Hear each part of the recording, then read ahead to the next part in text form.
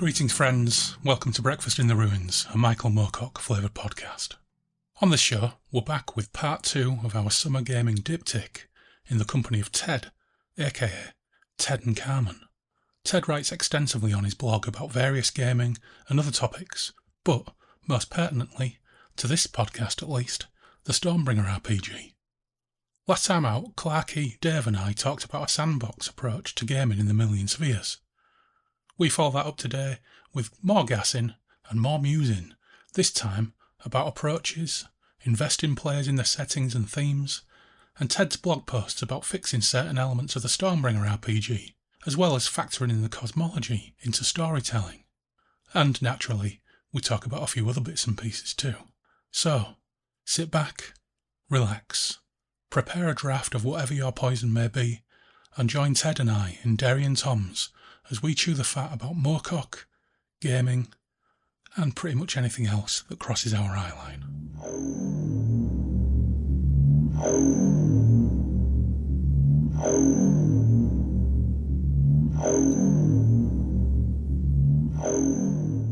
Ted, lovely to have you in Derry and Toms. I noticed you just took a sip of something, and as it's now 1 minute past midday and the sun is past the yard arm over here in Bradford, West Yorkshire, I'm just going to quickly crack something. Try not to pop the microphone when I do it. Welcome to Derry and Toms. It's lovely to have you on board. Thanks for having me. Cheers. We popped into each other's mentions, or what do the kids call it? I don't fucking know. Anyway, we're on Twitter and we've bumped into each other, and you have your own blog, Tomb of Tedankhamen, and there's lots and lots of stuff on there about Moorcock and particularly about the Stormbringer role-playing game, which I'm sure we will get into as we proceed, because I was absolutely fascinated by all of your posts labelled Stormbringer Redux. You notice the more posts I make, the bigger a word gets on the side. And in the past couple of months, just the word Stormbringer is getting bigger and bigger. Yeah. So if you're looking for Stormbringer content, it's probably a good place to go. Yeah. Although I've got some thoughts about how to navigate your Stormbringer Redux articles, because I am going to make a request that you put them in a lovely long back-to-back thread, so it's easier to read through them. But that's only because I found them in the first place, and I found them so fascinated, and I wanted to read them all in order. Yeah, so right. Just have a sip well, at of some point, I'm going to be putting it all out as PDF, and I have an idea to sell something on RPG.net, or what's it called, RPG Now. Yes. But this is just a preliminary phase I'm in of the project, so. Well, there's enough interesting content there to have me absolutely intrigued, so it's a great starting point. And I think for anybody who enjoys the Stormbringer role-playing game, particularly the old Gonzo versions, the earlier, more Gonzo versions, I think there's lots and lots of great content there.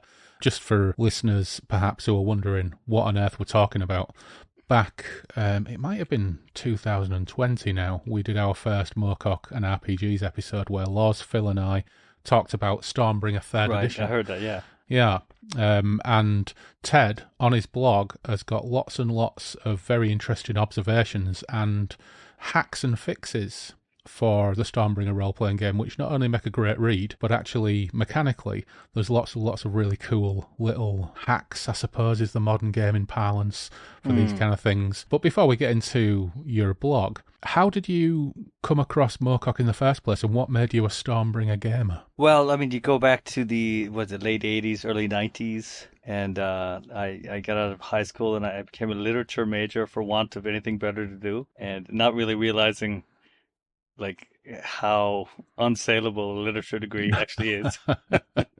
But enjoying the attention of the fairer sex and the long hours just lying on a bed reading books. And of course I ran into Moorcock, and a lot of this other stuff that you read kind of at that age in fantasy was kind of languid, or kind of lacked a lot of oomph. And Moorcock just had this oomph to it, this just the lyricism and the plot, and it was just there's dynamism in his writing. And you probably read on my blog, I just reread Epic Pooh, his diatribe against J.R. Tolkien. And I read Tolkien too. That's one of the things you go through. You go through Tolkien, and you spend like a month reading Tolkien. and then you go, shoo, I never have to read that again in my life. Yeah. Whereas, you find yourself, I found myself, I'm 51 now, coming back and going online and finding overpriced copies of the old books I used to have that I sold in flea markets 20 years ago, and stuff and it's only been the past 10, 15 years that all this stuff has taken off, because I still remember being 10, 15 years ago, just seeing secondhand bookstores just lined with Moorcock stuff for $1 or $2. Yeah. And the old role-playing games were also going, $10, $20. And then something just happened, like everything went online and secondhand bookstores died. And I think people started realizing the value, not the inherent value of Moorcock's fiction, but as something collectible and saleable. And that's the sad thing now, is it's become a collector's edition. So I just spent maybe $500 just rebuying all the old games and stuff I used to have. Yeah. So I think the world is slowly catching up with us, who were in the vanguard of Moorcock fandom, I think. Yeah, I think you're right. On Epic Poo, we've talked about that on a couple of occasions. Talked about it with one of your fellow countrymen, Rob, aka Menyon, who lives... down the road in Kyoto. Yeah, just down the road, yeah. And we talked about wizardry and wild romance with Dirk the Dice last summer.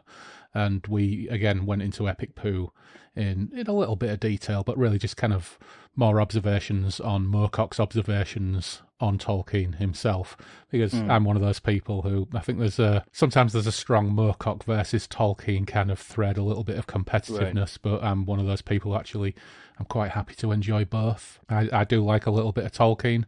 I probably haven't read any I think the last time I read any Tolkien was probably 15 years ago, when for the first time the Silmarillion actually clicked for me on my third attempt. You got to have a lot of free time and energy to sift through that stuff, right? Yeah. You got to be in the mood for that.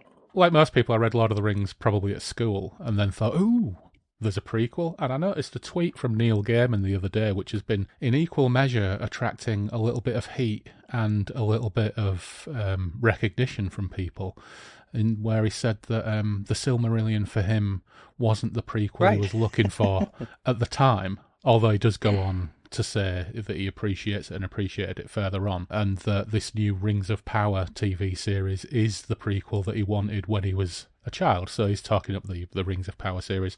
How much of that is because he'd love Prime to give him more TV shows, and how much of it is he's being absolutely genuine? I don't know. I quite like Neil And how Gaiman. much of it is his sensibilities is not the same as the average viewer. Absolutely. So it's going to tank because maybe he'll like it, maybe I like it, but the people are going to say, there's too many women in it. And one of the things I liked about Tolkien is you go back to what was her name, Erwin, or whatever. She was the the Riders of Rohan, the daughter Eowyn, of King, right? Yeah. And what I liked about that is that she was just like, I'm going to dress up as a soldier, and and I just thought, wow, if I was running a game of Lord of the Rings, or if I was writing fan fiction, or if the dream is getting hired to write a sequel or something, I would make that part of their culture, right? Because that's just a little throwaway bit of the book. And she gets neutered at the end, like she's just about to take on a ring wraith when I think Mary or Pippin or someone hops in front of her and takes the blade, and so she has this moment of a woman doing a heroic action. So I think Moorcock calling Tolkien a crypto-fascist, I think he's overstating the case a bit. I think Tolkien probably had some good ideas, but he was a linguistic guy. He wasn't, he's all about rules of language and syntax and semantics and stuff like that. Yeah. So he's dry. He's just by nature. Yeah. But he had enough wherewithal to have this shining moment for a woman in a book that was written so long ago. So I think if whoever it is, Prime or whoever, if they're going to do Rings of Power and they're going to lean into that, I'm on board myself. But you can see a lot of grognards and just kind of incel types saying, women with a sword. They don't mind having a picture of a half-naked woman with a sword on their walls, but they don't want to read about it or see it in a show, right? Well, without wanting to get overly political, I generally think fuck those Every guys. life is political. Yeah. Yeah, I have absolutely no problem whatsoever with people of colour being in my fantasy, and it doesn't bother me in the slightest. And like dwarf women without a beard is not a deal breaker for me. Yeah, no offense. I would probably have more respect for a nerd who complained about that than complaining about Black Dwarf or a Black Hobbit. Anyway, there's a rabbit hole, and it's a deep rabbit hole. I was about to say that. Yeah. Yeah, and I don't mind being called a leftist or woke by some fucking Right. weirdos in some basement somewhere. It didn't bother me in the slightest. Yeah, so I'm actually quite looking forward to Rings of Power. It might tank, it might suck, it might be like, because you can never tell, right? No, You of can't course just you judge can't. on the politics. You can't just judge on another artist saying, "Well, I liked it." Hmm. It's everything like it's better these days to not hear any media about whatever you're interested in, go in fresh. And I have a friend who refuses to anything about a movie he wants to see. He refuses to click. He refuses to read, and he goes in with these fresh eyes. And he enjoys media a lot more than the rest of us do, who have looked up the spoilers and who have heard the. So I think this kind of digital age, we're too connected, and half the voices we're hearing, because I teach media studies at a university here, and that the media is kind of my bag. Half the stuff we're reading is like engineered to create content, to create division, and get more clicks. And so it's better if you can go in just totally fresh to whatever you want to see and just go see it on its own merits, right? Yeah, I think that's a very wise policy. And yeah, clickbait contaminates absolutely everything. And Right.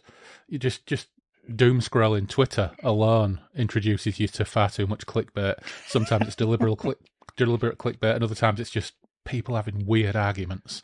Good luck to them. I think, when it comes to people's criticisms of Tolkien and Moorcock's criticism of Tolkien as well, and the observation you made about Eowyn, I think that there are all sorts of deep literary analyses on these things that are far smarter than I am.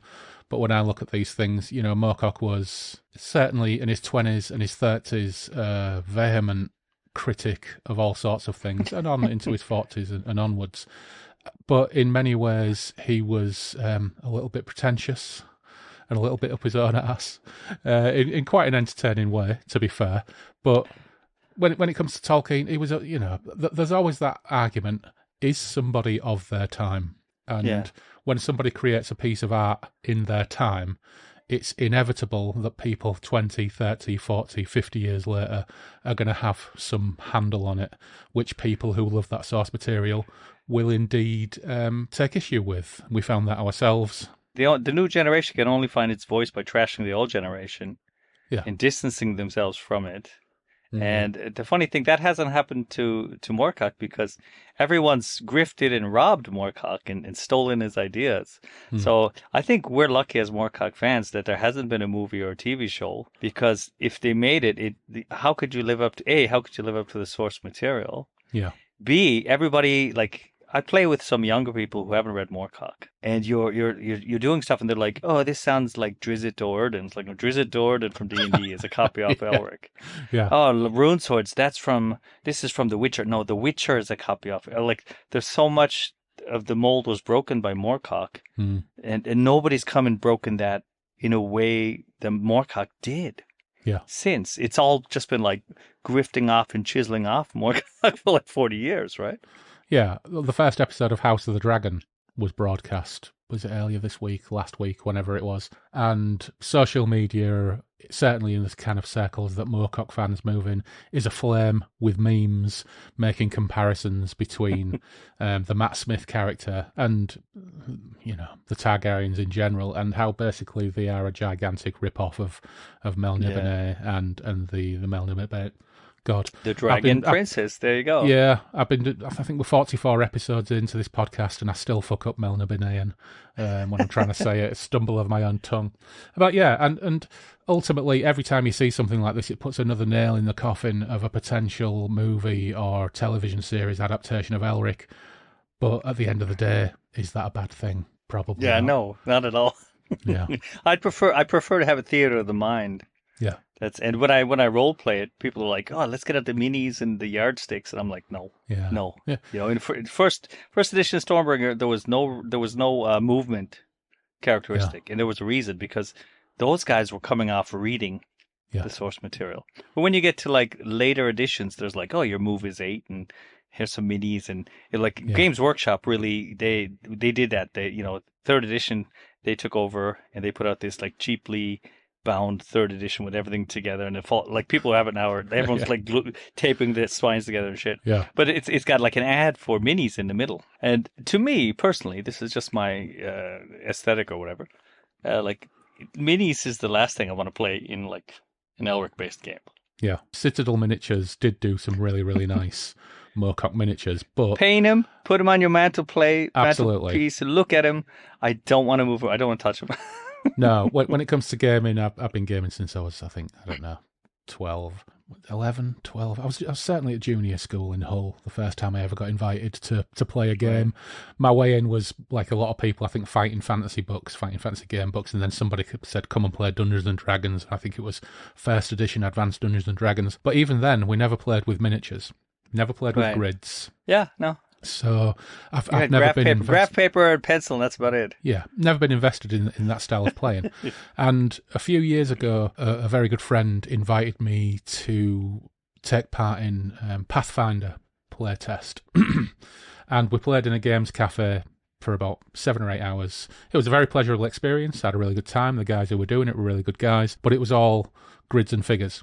And I found it, whilst it was entertaining and it was sociably satisfying and the gaming aspect was fun, it didn't feel like a role-playing game to me. It felt like a series of combat encounters, and it was more like kind of strategic or tactical fight simulations, and it was fun in its own way, but it didn't feel like a game to me. I always say to people who push that in my games, I always say, it's like, how many meters to the orcs? I'm like, how the fuck does an elf know how many meters, right? Yeah, absolutely. Meters were like invented by, and so, you know, if I ever wrote a role-playing game, and people have said to me, you should write a role-playing game, you know, the distances would be a bow shot, a step, right? And like, I think they do a disservice to themselves. Like, we're fantasy, but, you know, you can move 3.9 meters around, and like, give me a break, right? Yeah. I've often had a discussion with people that I've played with, if I've been running a game, for example, where they get into that mindset about a game where it becomes a tactical situation. And my position is always, the adrenaline is roaring. You haven't got time to measure distances between here and there. They're just out of reach. They're just the other side of a car. They want me to drive.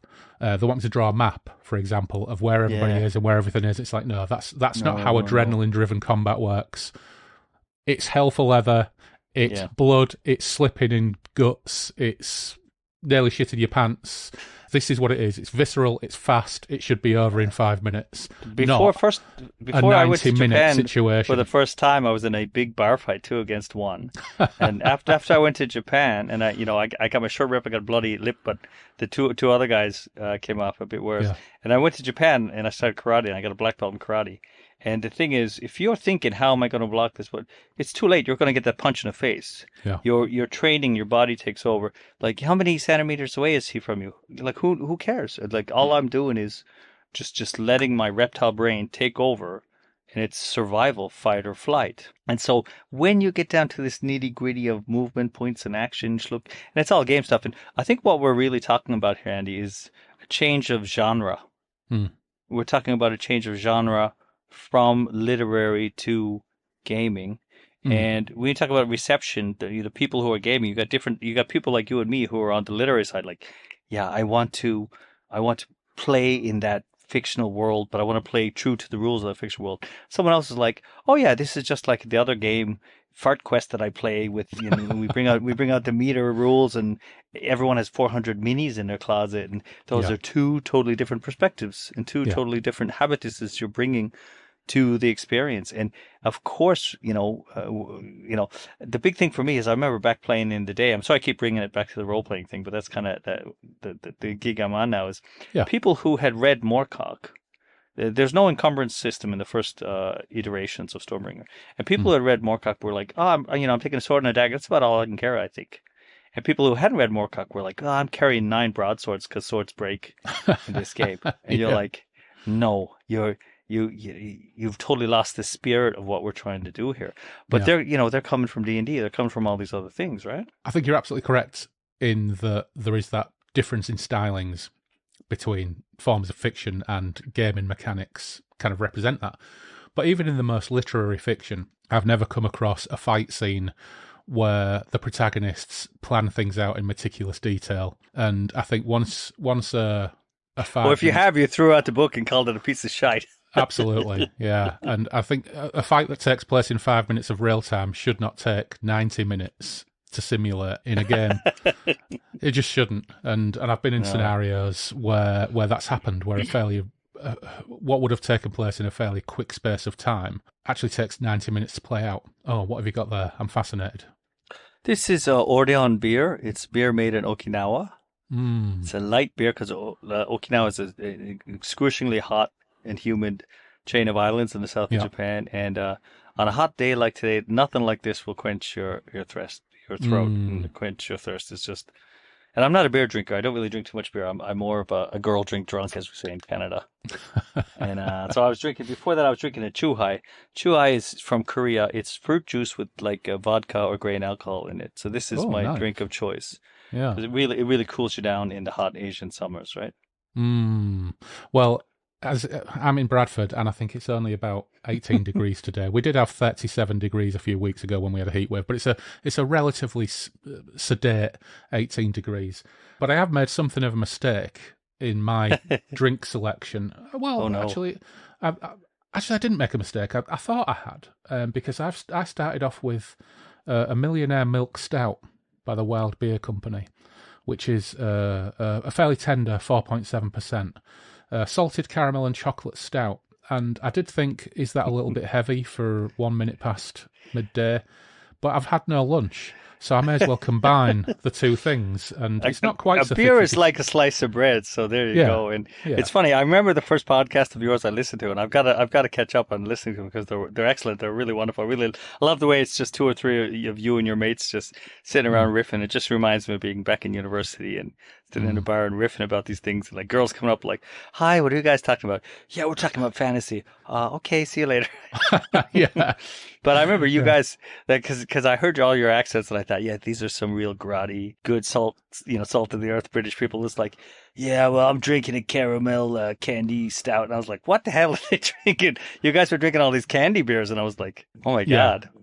To be fair, they're not the best beers I've ever drunk in my life, but Loz and I egg each other on with these things, and we just have a terrible, terrible habit of trying to challenge each other. Right. And because I kicked this off, and the first ever episode we did properly was with Loz, who I've been friends with for a long time. Right, 30 plus years.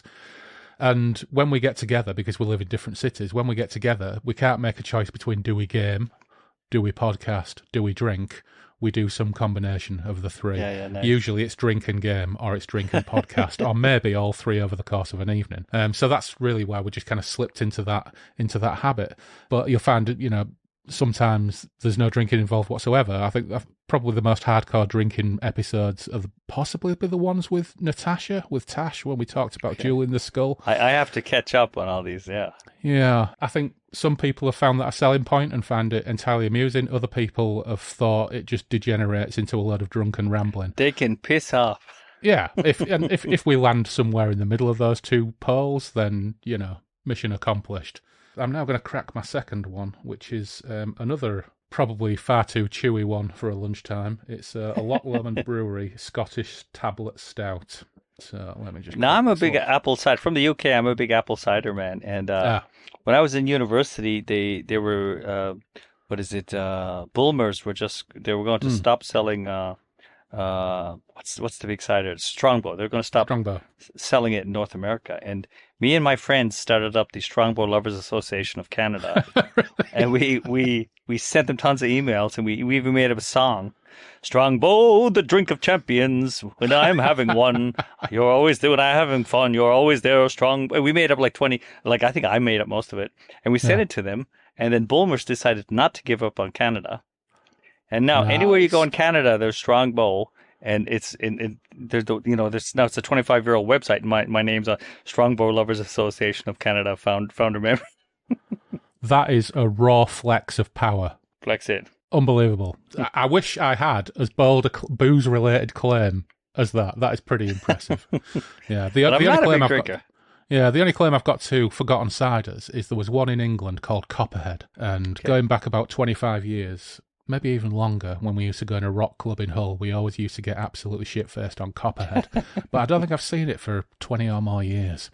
And we haven't actually done a challenging cider episode, or a challenging cider accompanied episode, so maybe that's one for the future. Yeah. Down the books. But, booze aside, going back to a point you made earlier on, So you're gaming regularly, you're playing Stormbringer with younger folks who perhaps don't know Moorcock. How do you... And this actually goes back to a conversation we were having, the last RPG conversation we had with Clarky. But how do you go about selling the Moorcockian kind of ethos and features of that kind of fantasy tale to a whole new audience who only understand modern frames of reference like The Witcher? Yeah. Well, bring it back like 25 years ago when I was first running Stormbringer, and people didn't last long because the lethality just drove them away. Okay? And here's the thing, the fiction, Moorcock decides who dies and when. So it's really hard to emulate that in a game. Like, if you roll a fumble and you cut your own arm off, which happened in one of my games, you don't feel very Moorcockian. And so that's why one of my house rules kind of nerfs that in a way that gives you more choice. Because the whole thing to me about the Moorcock ethos is when you get screwed up or you died, it's because you made those choices. And that, to me, that is the central pillar of role-playing in Michael Moorcock's worlds. And it's not about, I'm in the Young Kingdom, I'm going to buy some souvenirs and take a picture with Elric. No, it's about you make these choices and you can fuck up yourself or the whole world, right? Fast forward, in this past year, I found this wonderful Discord. It's called, was it the Impossible, the Tentacle Whisperer of Impossible Secrets. It's this great Elric Discord, and they're a lovely bunch of chaps. Most of them are all from the UK, and they're all living in Switzerland for some, weird reasons. They're just lovely chaps. And so there's three types of gamers. There's Moorcock fans who are just thrilled as punch to have a barbarian from the Weeping Wastes riding to the Laughing Tower, which is I made this adventure called the Laughing Tower. And it was this like gambling hall of chaos where you could get all, you could either get messed up or get powered up. And then the second tier was people who were gamers we just want to game. We just game all the time. These guys are gaming 4 or 5 days a week. And then the last was these young people who are just young gamers who've never read the fiction. And the people who've read more, who are there for the Moorcock, are just whatever overarching story you have, they're just pushing it ahead. They're like, we want to see where the story goes. Whether it leads to our doom or not, we don't care. Yeah. And the people who are gaming for gaming are like, oh, my character needs to do this to get my goal going and to get me to the next level. And like, levels really don't matter in a Moorcock. Maybe social rank matters, social status matters, but they're trying to play D&D in Moorcock's world, which, I mean, that's a bit of a different thing. And then the young people are just like, do I have to read the Elric books to get into this? And you're like, that's probably a good idea. You might consider reading those, because your whole raison d'etre is to start your own shop and become rich and retire. Whereas I'm giving you these story hooks about traveling to a plane of shadows and meeting these tattooed faced people to get your curse lifted, and you're going, yeah, but I really want to start my apothecary. And it's like, okay, we're kind of at cross purpose, because when they role play, they're role playing amazing role playing, but it's because they've played lots of 5th edition D&D. They're so mentally bound by, I need this to level up. They're not like what the central pillars of the Moorcock experience ported from the genre of literature to a game should be: 1, your choices decide your fate. But 2, there's a larger struggle going on.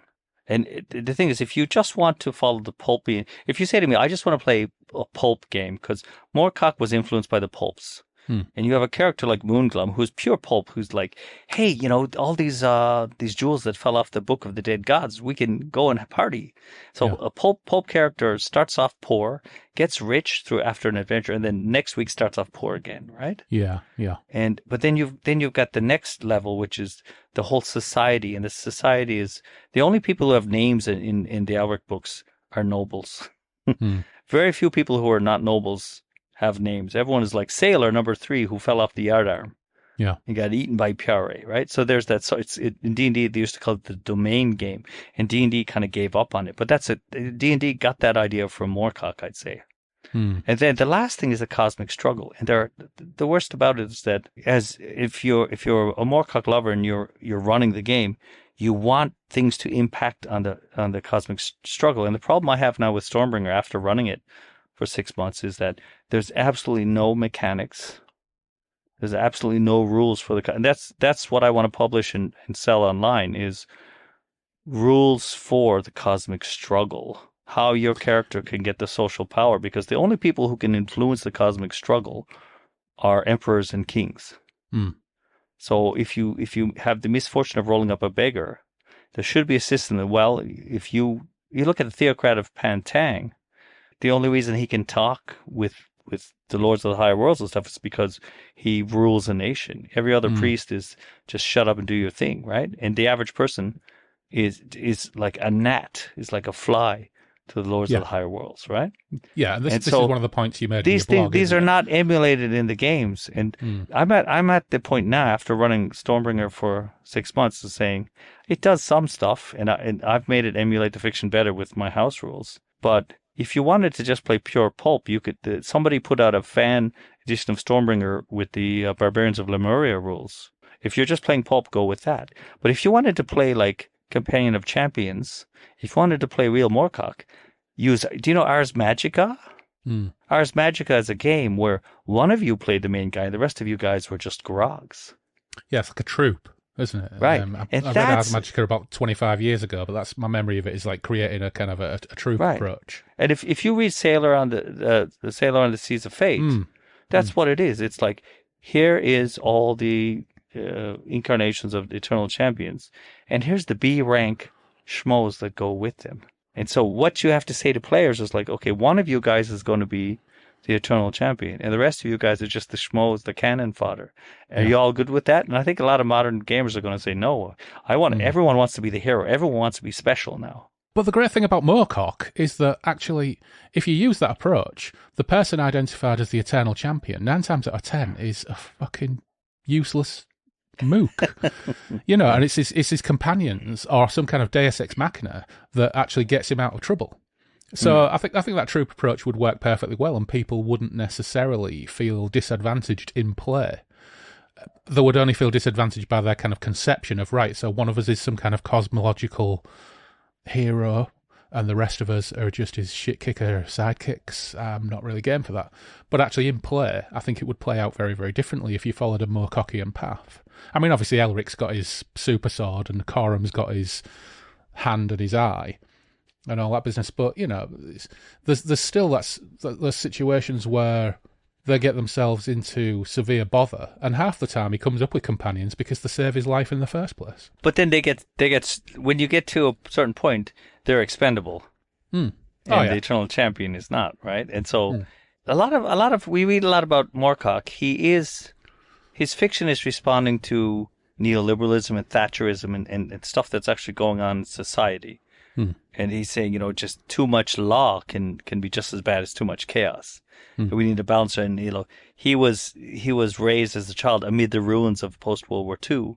Yeah. And part of the reason he hated Tolkien is saying, grin and bear it, the war, we'll get through this. And he's saying, no, standards are falling and Western civilization is slipping. And Prince Gaynor is always like, when you go to the Quorum Chronicles, where the second series of Quorum, where the Lords of Law and Chaos are gone, like the big names, superpowers are gone, and now it's just all these like little grotty outsiders who are taking over, and that's kind of like the post 1970 post-war world, right? And Quorum says, "Oh, Gaynor, what are you doing working for these like Foy Moyor?" And he says, standards have slipped, and you have to find work where you can. That's right. Right? Yeah. I mean that's a great line. Yeah. And I think what was the point I was making? Sorry, the beer's kicking in. What was my point here? We're shooting the breeze, as the kids would say.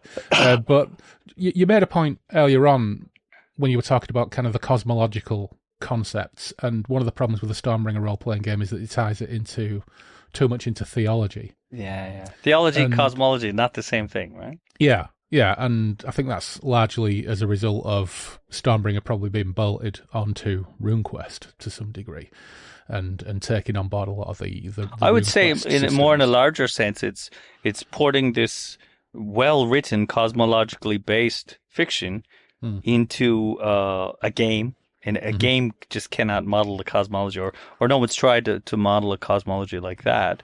Yeah. And so, and people coming from D&D, they want, oh, am I law or am I chaos? Am I good or am I evil? So it's just easier to just give everyone a theological bone, Yeah. and it just lets them play that way, right?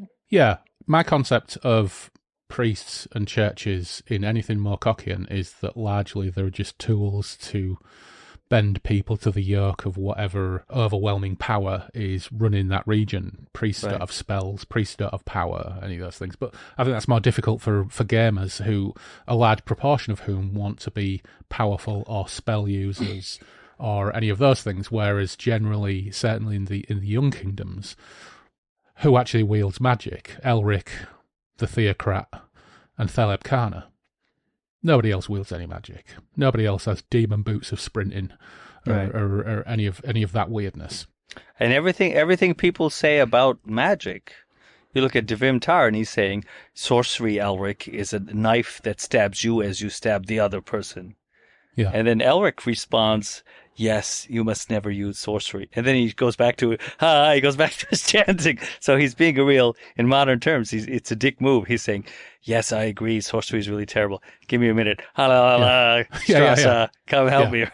Yeah, but it serves me right now. But I suppose the elemental stuff is one of the interesting things about the Young Kingdoms, in that it's just a way of communicating with something that's part of the natural world. In the Young Kingdoms, you could view it as innately magical, but actually it's just they are a force of nature, and if you have the ability to actually communicate with them, they may or may not do you a solid. If you can pronounce what I liked about the old names. Stormbringer rules in that respect is with the elementals and with the lords of chaos and the beast lords, they don't give attributes. They don't say, Eric has 100 hit points like D&D would. They say Eric does this and he can do anything, and just don't fuck with him. And with the elementals, they say, they can do this and that. And the only way you can kill an elemental is to kamikaze it with an elemental of an opposing alignment. And I like that. I think they should have leaned into that more. Yeah. You make 3 points. You split Stormbringer conceptually into 3 concepts in one of your blog posts, and one of them is chaosium-isms. And the idea of a stat block for something which should just be unspeakably and unmentionably powerful is definitely a chaosium-ism. And that goes from one extent being, how good a dancer is Divim Slorm, what's his dance skill. All the way I remember through you saying that, yeah. All the way through to having a stat block for Cthulhu in Call of Cthulhu, and having an entire section of a book. And now Chaosium, they are beautiful books. You've got the reprinted, completely rewritten Malleus Monstrorum, beautiful book. But do I want a stat block for a flying polyp? Yeah. Do I want a stat block for Azathoth? No, it's absolutely pointless, but it's one of those old chaosium-isms that actually, to some extent, I know people like it. Some people really, really want a stat block for Cimmeril. Yeah. Why? I don't know. Or Dr. Jest. Why? I've no idea. But if they want to do some kind of level of comparison between their strange torturer butler and the one from the books, okay, fair enough. But I don't see it particularly as useful. I remember hearing Sandy Peterson, who made Call of Cthulhu. He has a really very wonderful YouTube channel, and I think I remember him saying that we needed to show people they're getting their money's worth. So we made these huge stat blocks. And if you go back to D&D, original D&D, stat blocks were very short for monsters and stuff. It was like AR, HP, attacks, XP, treasure type. That's about it, right? Yeah. You're gonna have to edit out all these burps here. But Chaosium had just these 2-paragraph stat blocks, which is getting close to 3rd edition D&D bloat. And I think it was just a mark. They felt that we have to give Divim Slorm 70% dance, because they say in one scene they say he's in the dance, and you don't need to do that. And one of the worst things is when you're running Chaosium or running Elric or whatever, you have to just say, okay, now I got to go through the whole monster catalog, the 30 pages, and I got to boil it down to 1 page, because it just bogs the game down, right? And to get to Call of Cthulhu, look at the color out of space. It doesn't damage you physically. It doesn't do hit point damage. It just fucks your world up. And so in one of my blog posts, which I don't know if you've read, but I said alternate damage for Call of Cthulhu. So no one should be doing hit point damage, right? Instead, this guy hits you. For every point of damage, you age by that many years. This guy hits you, and it shrinks you, shrivels you up, and you lose points of strength. And like getting hit for 5 points of damage, you just kind of go, okay, well now it's my turn. Now I'll shrug back. But it's like, okay, you get hit, your arm shrivels up, and you lose 5 points of dex. You're going to go, holy crap, I'm going to run away. And Call of Cthulhu and Elric shouldn't be about I'm going to stand here and fight, and when's my next attack? It should be like, how do I get out of here? And every time when you see Elric in the novels, when you read it, and he's fighting humanoids, he barely pulls through. But when he's fighting a beast, every time he fights some sort of beast or monstrosity, he needs sorcerer's help, or he needs friends to help, because he's just overmatched.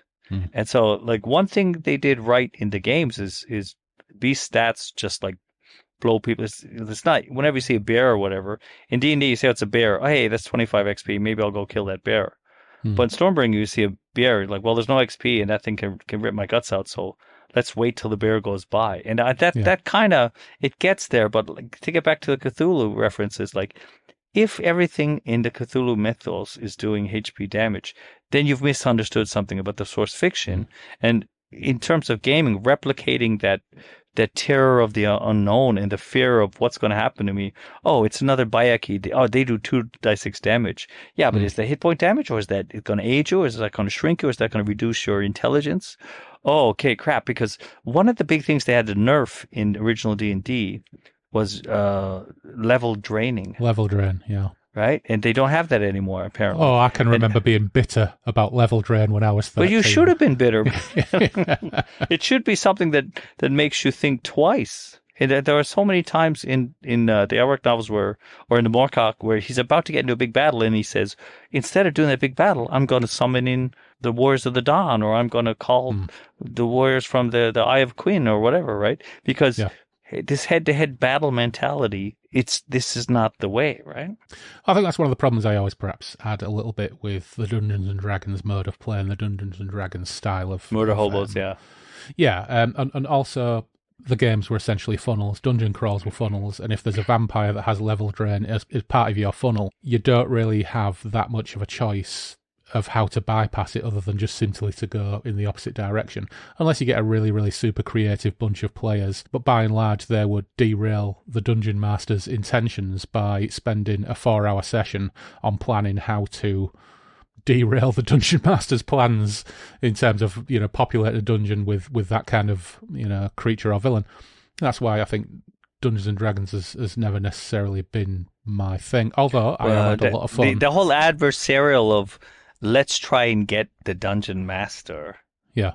That's to me, that's not the way. The way is, I have got an incredible story cooked up, and your job is to fuck with that story, and to not only for your own gain, but in a way that your character would do. And let's just see where it goes. So I made this rule about characters having backgrounds and having something they're trying to do. Are they trying to find love or kill an enemy or whatever? And so that's this we call it intrinsic motivation in education. And that's so much better than me telling you, oh, hey, the king is giving you 100 gold to go and slay this. Who cares, right? None of that stuff matters. It's all this extrinsic, this unimportant NPC who doesn't exist. It's giving you gold. That's why I'm very thankful that the Dungeons and Dragons 5th edition game, which I ran, and I must say I am quite fond of Dungeons and Dragons 5th edition as a product. It's very pleasing aesthetically. I like some of the options in it.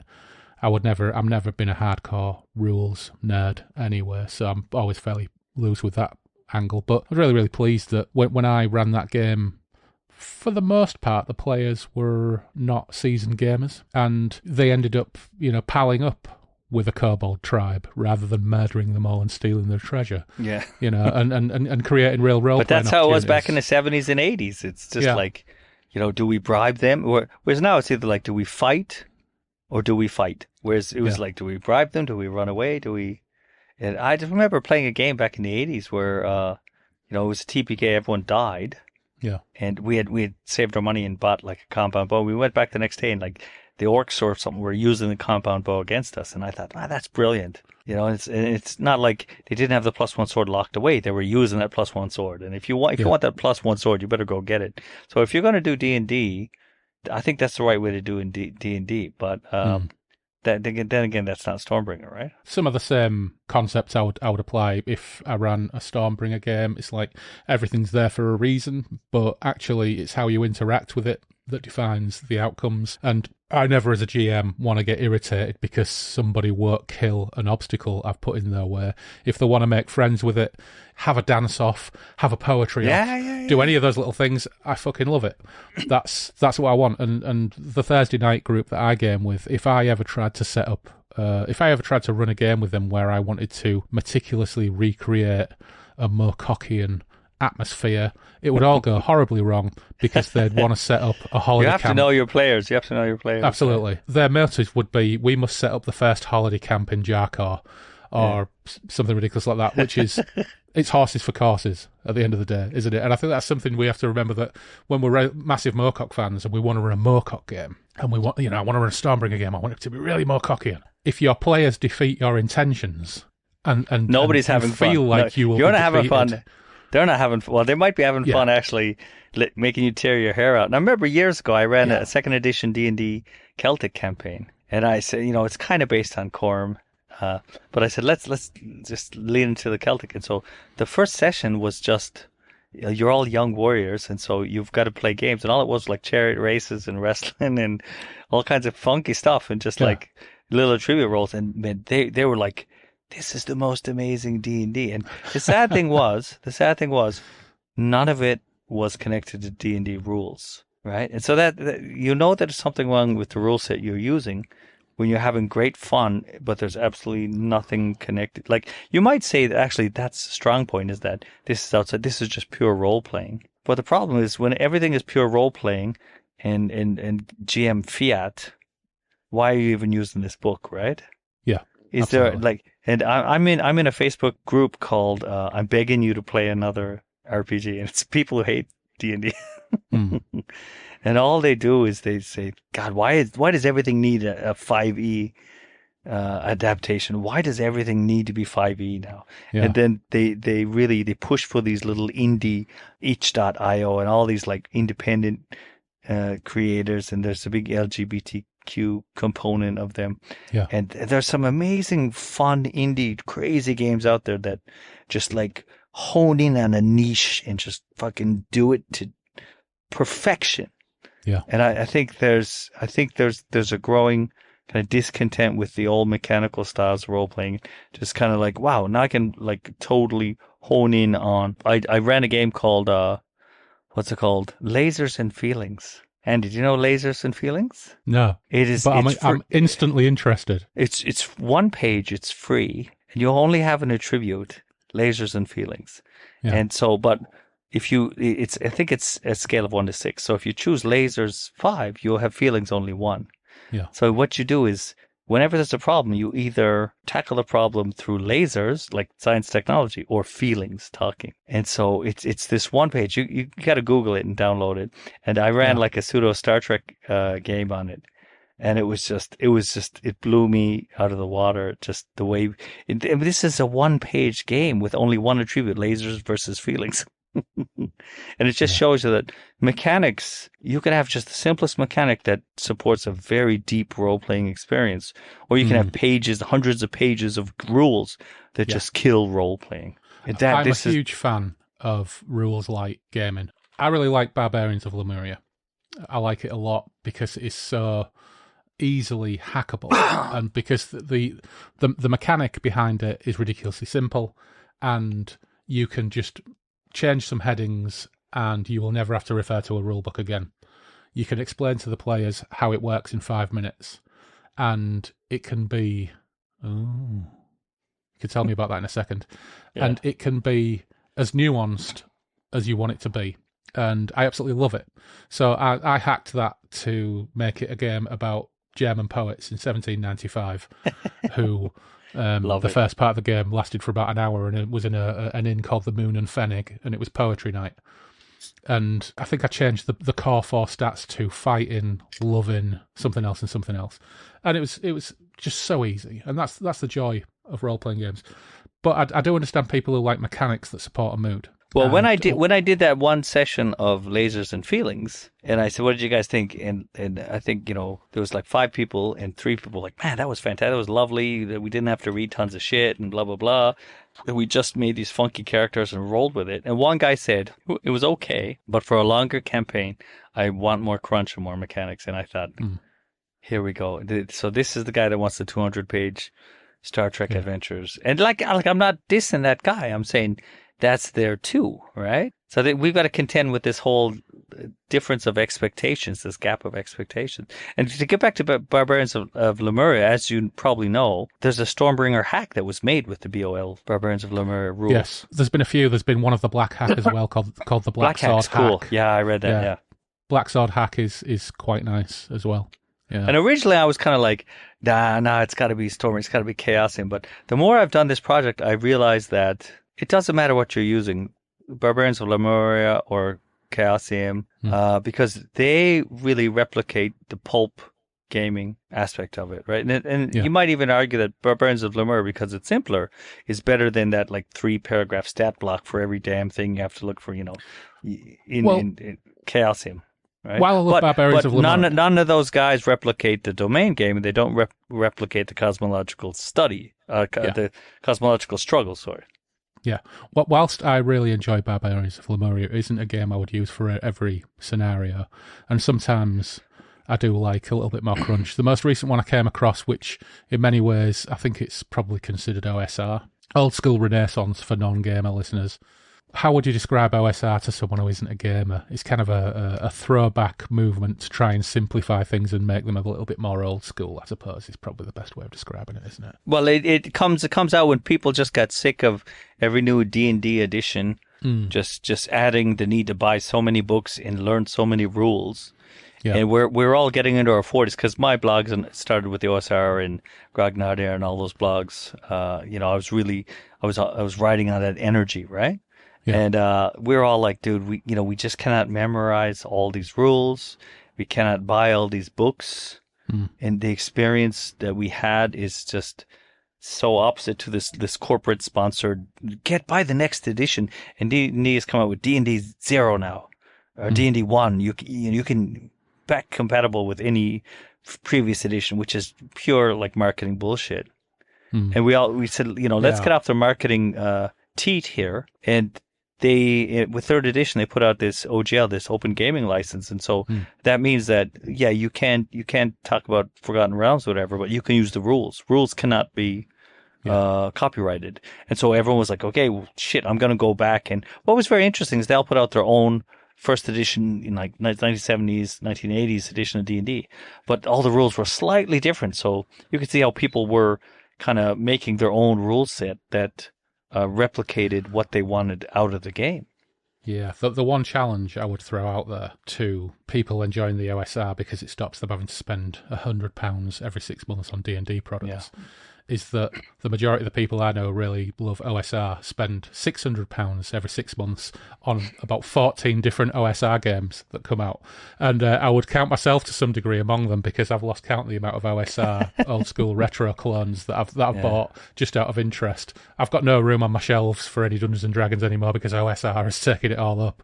Yeah. But I do like a game that comes along just with a little bit of flavour in the form of a simple mechanic, that when you look at it, you think, well, actually, I probably could have just done this myself. I could have implemented this myself, but sometimes it takes someone else to write it down to make it an idea, just in the same way that you are doing with your Stormbringer Redux blog posts. And I was reading through Sunken Lands. I not only enjoy the way it's written, it was by the same people who did one called Beyond the Wall, which I think tries to simulate more like young adult fantasy. This one is very much more specifically focused upon recreating, and it name checks Moorcock as well, the Moorcock, Fritz Leiber kind of approach to heroic fiction, sword and sorcery, whatever. What's it called again? Through Sunken Lands. Okay, yeah. Yeah, and just silly little things that made me realise actually I really like this game. And one of them, and it's again, it sounds stupid, one of them, and I can't remember what it's called, it's a feat, which means that you're so charismatic that actually you confuse people who are fighting you by just being ostentatious, and you can use your charisma modifier instead of strength in combat. And I thought it's that extension of the old one, which was, I think, finesse fighting, where you could use dexterity instead. But I just thought that's so wonderful. And that is so William de Verk, in that he stands there having his ostentatious cough. He's probably got a constitution of 7. He's probably no stronger than the average man, but he's so charismatic, even in combat, that he has significant advantages because he just confuses people by fighting in an orthodox fashion. And I thought, that's the kind of mechanical flavour that I really like in games, to try and recreate something interesting. There's a game I'm going to tell you about, and your wallet's going to cry, but you must buy this. It's called Swords of the Serpentine. I've got it. Yeah, I've got the pre-order. I pre-ordered. Yeah. I did. Did you do the playtest? I did the playtest. I got the playtest edition. I was intending to playtest it, but we had to cancel, I think, 3 games on the bounce, and I never got round to it. But I did read the playtest at the time. Wild. It was so much. I was like, and I hadn't mastered the rules. I had to get people helping with the rules because, I have a very stressful job and I was going through a lot with my family. But I did as well as I could. And we did, it was just such wow, this is emulating so much of what I want out of fantasy. And part of it is that combat can be sword, or you can say, I'm going to taunt him. And it doesn't matter. It's the same. And magic you can be hitting someone. And it's not like 4th edition where everyone had this laundry list of friggin' powers. And it doesn't matter whether you were the fighter or the magic. Everyone had the exact same stats. But it was just mystic blade. And the Iron Blade, it's exactly the same, right? And it wasn't that. It was just you had this very good mechanical underpinning, but the window dressing was whatever you wanted it to be. But, if you were using magic in a dark way. Fantastic game. And on the Pelgrane site, they said how to make Elric and how to make Stormbringer. And I think they've done something that will please grognards and please modern, rules light people. And I mean, this is why I haven't given up on Stormbringer 1st edition, because it is very rules light, and there are things they did in it, say if you get to the beggars, and I know that you guys took the piss out of the beggars a lot, but there was this rule in the beggars is you only have 10% to hit with a dagger, but for every other beggar who's with you, you get another 1%. So you get 20 beggars together, you get 50 beggars together, you're just going to bum rush somebody, right? Yeah. And I thought, wow, what a brilliant little mechanic. And there are places in Stormbringer 1st to 4th edition where these brilliant little mechanics that they just throw away. And then they do stuff where they ignore the skills and say everything's power times 3, constitution of 5. And it's stop. You've got a skill. You made a skill. Then why are you making everything times 3, times 4? And then when you go back to something like the nationality list, and sure, it is kind of racist that, people from the hinterlands have very low, crappy statistics. The people from the big cities who are rich have really wonderful statistics. And that's something I'm thinking about for the future. But you get these really flavorful things the more beggars you have, the more you're going to mess someone up. And when you read the part where Elric goes to Nad Sokar, he's like, be on your guard, because you don't want to get bum rushed by 50 beggars. Yeah.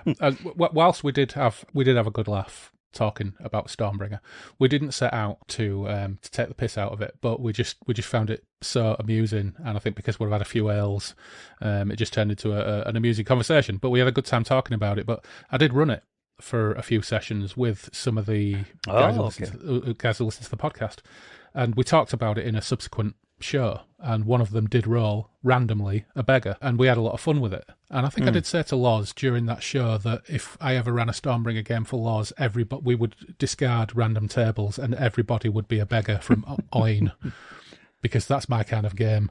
Low-powered shit kickers is the kind of gaming that I like to run. But we've full circled our way back round to Stormbringer. So when are you going to get this list of articles compiled? And number 1, where can people find it in the meantime? And number 2, what are your timescales on getting this all compiled into something that people could access as one document? Well, I mean, part of the reason I dove into this project is because I'm overworked and underpaid, And living in Japan everyone, oh, living in Japan, it must be great. It's not great. It's the home of work yourself to death. It's the home of advanced countries. It's got the lowest standard of living, and because you're a foreigner working here, you do a bit better. So to me, it's an escape, is to just spend a bit of money, buy these old books, and run games with some wonderful chaps in Switzerland or whatever. So the time frame, like this isn't my main thing. You get people who are putting on OSR publications, and that's all they're doing now, and that's wonderful. I really feel great for them. As some dude in New Jersey can quit his UPS job, driving a van around, or driving for Jeff Bezos, and can put out his his rule set and his things. I mean, that's wonderful. I don't think I'll ever be there.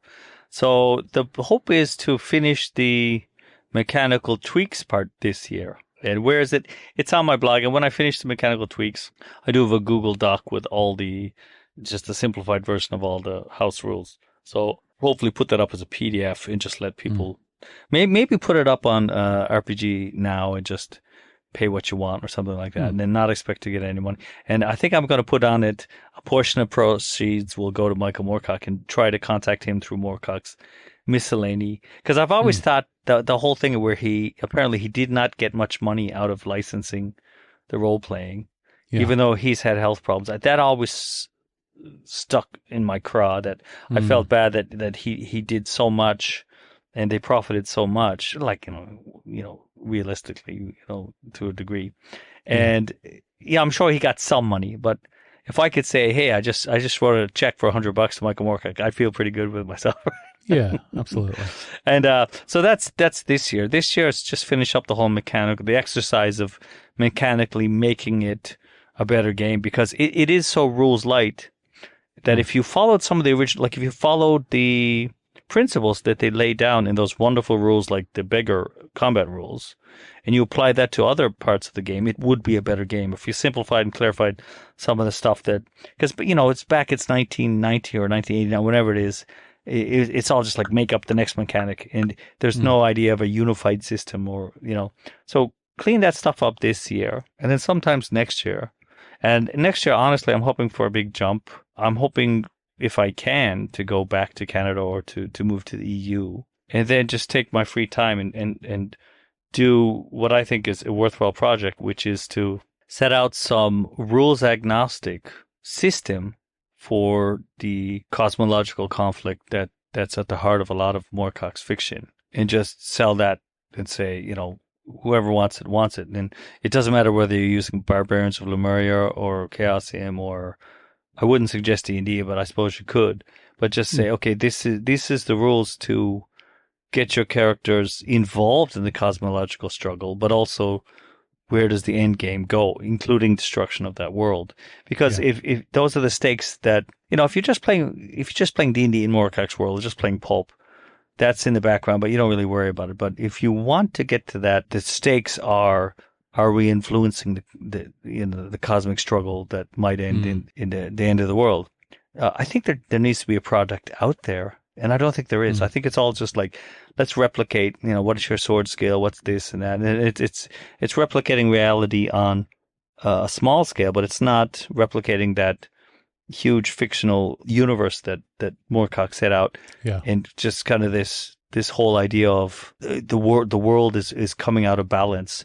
What do you do with the world? And the Moorcock's seen that in his lifetime, the world spinning out of control from World War II to Thatcherism and now he lives in Texas, and he sees Trump, and if you read some of his posts on Moorcock's miscellany, or some of the stuff he says in interviews, he's just like, the world is a lot more chaotic. And he wrote a new Jerry Cornelius novel just the other year, and he did a reading, and it's all about Cornelius saying standards are falling. Like, what there used to be, you knew your allegiance, you had one side against the other side. Now it's just like, the tank you're in is made in China, and the guns you're in are made in Russia, but you're fighting Russians. And then, who your boss isn't the military commander. Now you're working for special ops, and so even Jerry Cornelius doesn't know who to fight for anymore. But that's interesting. That the president, it was excellent. And so it's just like, you talked about earlier, let's not be political, but Moorcock is political. He's getting into these themes.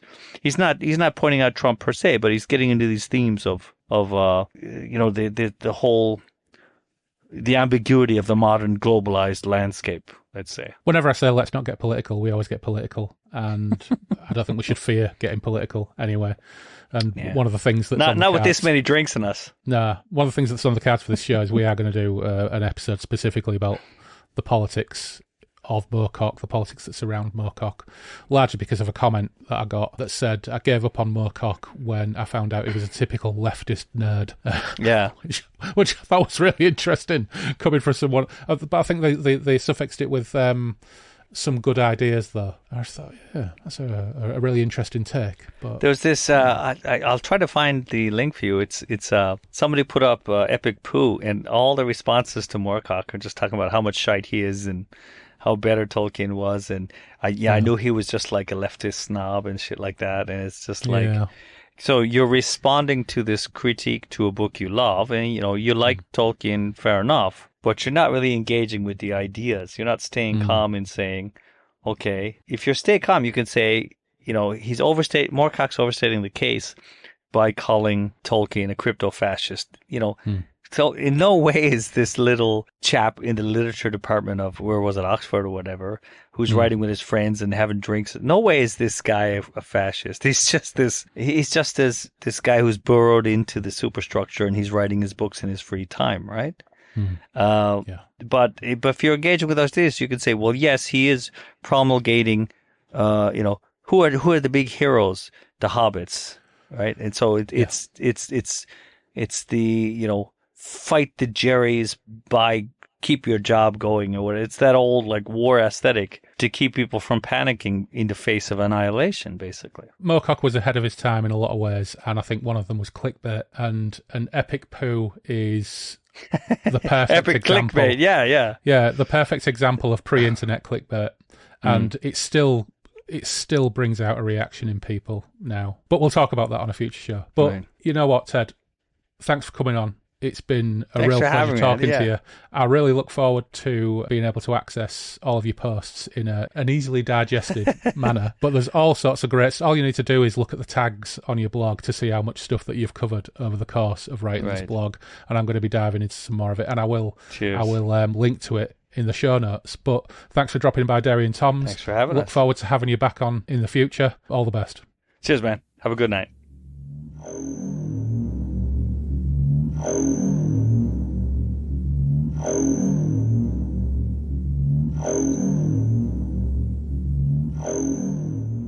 Massive thanks to Ted for joining me in Derry and Toms. I really enjoyed our chat, and, once again, and the same happened when Rob, aka Menion, was on, I'm left fascinated by and needing to try some of those Japanese tipples. I've had wasabi Kit Kats already, so I think it's time I moved up a level. I'll link to Ted's blog in the show notes, along with a couple of other things we mentioned along the way. In other news, the latest issue of Jim Kirkland's Pursuit of the Pale Prince newsletter landed in my inbox this morning. Loads of great stuff in there as usual. The Elric Rise of the Young Kingdoms board game Kickstarter campaign, the Rodney Matthews 2023 calendar featuring all Moorcock art. I've got mine already, it's glorious. News of a new Hawkmoon comic adaptation from France, and lots more. Jim also got an advanced reader's copy of The Citadel of Forgotten Myths, and he's bunged a review on Goodreads. I'll pop a link in the show notes. Before we go, thanks as ever to our patrons. First, those without tier. Anthony Paconti, Sebastian Weetabix, Tim Cardos, and Dave Dempster. Dave, aka the aforementioned tentacled whisperer of secrets. I'll also link to him in the show notes. Next, our Chaos Engineers. Andrew Cicluna, Andrew Van Ness, Anthony Porter, Benjamin Fletcher, Dave Griffiths, Dave Voxman, Fred Quiche, Jim Kirkland, John Lays, Jules Lawrence, Mal Pertwee, Matt Saltz, Menion, Nelbert, Paul McRandall, Simon Perrins, and Tony Malazzo. And of course our Jugaderos, Alexander Harris, Ian Stead, Loz, Taylor, Matthew Broom, Toby White, Tom Murphy, Mark Hebden, Graham Olden, and Jason Connolly. And of course, eternal thanks to our patron demons, Joe Monty, Clarky the Cruel, Andy Darby, Gareth Wilson, Imria, Janie Stim, Lapsed Gamer, Liam J, Miles Reed-Labato, Mortmain, Neil Burton, Randall Gatlin, Steve Round, the OG patron Norman Beresford, and last, but of course never least, Robert Macmillan. As it happens, Steve Round has been compiling recaps from his previous Stormbringer campaigns on his Cruising for a Musing blog. I'll link to them in the show notes too. He's also kicking off a new campaign, and next time we talk gaming, he's going to step into Derry and Toms to tell us all about it. Look forward to that, Steve. Okay, don't forget, you can follow us on Twitter and Instagram with the handle @BreakfastRuins. You can email us at breakfastruins@outlook.com. The webpage is breakfastintheruins.com. You can listen to Breakfast in the Ruins radio via the internet, most easily via Radio Garden. Just search BITR Breakfast in the Ruins, or look at the Bradford UK blob on the Radio Garden map. We've got our Patreon page too, and there are a few extra bits and pieces on there. But in the meantime, take care, stay safe, and we will meet again soon on the Moonbeam Roads.